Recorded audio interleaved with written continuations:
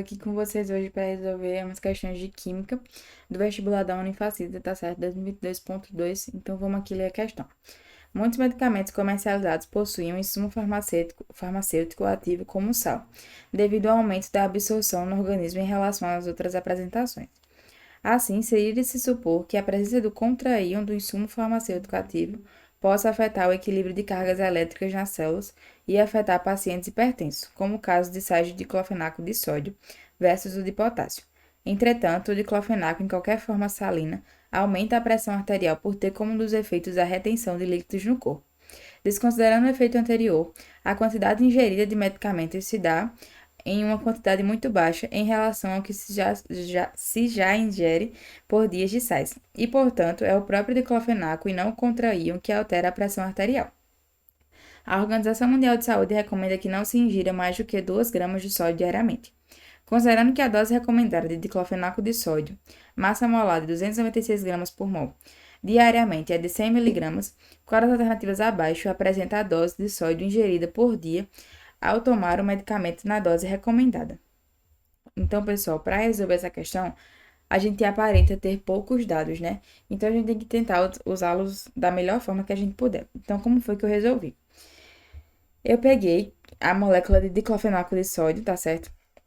Que ele falou pra gente que tem uma massa de 296 gramas a cada 1 mol.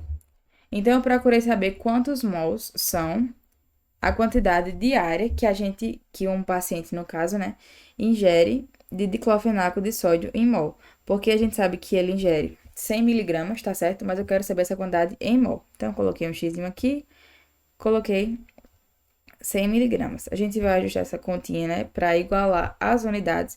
Então, eu tenho 296 gramas, está para 1 mol, assim como 100 vezes 10 a menos 3 gramas, está para x.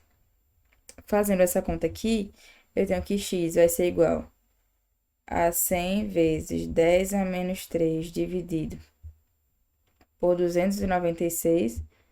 Logo, eu tenho que x vai ser igual a 0,33 vezes 10 a menos 3 gramas por mol. Então, essa aqui é a quantidade em mols diária, certo? Que é ingerido por um paciente que toma diclofenaco de sódio. E aí, eu sei que uma molécula de sódio, um sódio em si, tem 23 gramas, tá certo? Ou seja, deixa eu colocar aqui de outra cor pra gente diferenciar. Eu sei que em 1 mol de sódio, eu tenho 23 gramas, porque essa é a massa molar do sódio. E a gente tem um sódio na molécula de diclofenaco, tá? Então, por proporção, quanto eu vou ter em gramas de sódio para essa quantidade aqui, tá certo? A gente vai fazer 0,33 vezes 10 a menos 3 está para y. Então, a gente tem que y vai ser igual a 0,33 vezes 10 a menos 3 vezes 23. Aí, a gente acha que y é igual a 7,7 vezes 10 a menos 3 miligramas, tá? Então, perdão, grama, né, pessoal? Que a gente tava fazendo em grama. Então, a gente acha 7,7 vezes 10 a menos 3 grama.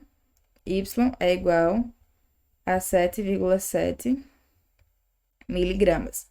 Essa é a quantidade que um paciente que faz a ingestão de 100 miligramas de diclofenaco de sódio, tá? Que tem 1 mol de sódio, né? Tem um átomo de sódio na molécula de diclofenaco de sódio.